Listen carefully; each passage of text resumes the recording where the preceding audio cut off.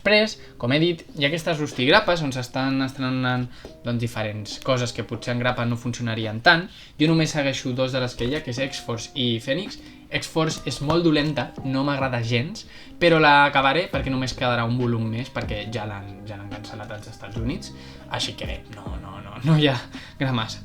I després Phoenix és el que més m'està agradant de tot el que estic llegint de mutants actuals. El Phoenix ha tornat, però no és el que va ser el Fènix de Claremont en qüestió d'ideals, però tot l'univers se'n recorda d'aquell Fènix i ha tornat i està molt bé, o sigui, perquè l'objectiu que ara té Jean Grey és demostrar que està desvinculada de la figura del Fènix que tothom es pensa que és. La veiem lluitar contra Thanos, la veiem lluitar contra Gore, m'està encantant, és superinteressant, és una història purament de ciència-ficció.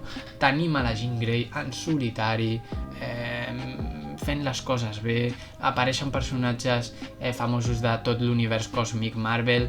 M'està agradant molt, funciona molt bé i crec que és això el que s'hauria d'haver buscat en aquestes etapes. Històries independents, senzilles, que siguin entretingudes i que et permetin conèixer els personatges. Suposadament l'etapa actual es tracta com a un nou punt de partida després de tot el que va passar a Krakoa, que va ser una etapa molt enrevessada, la que era molt complicada ficar-se si eres un nou lector, i que suposadament amb això es podia tornar a començar. I al meu parer crec que no està sent així.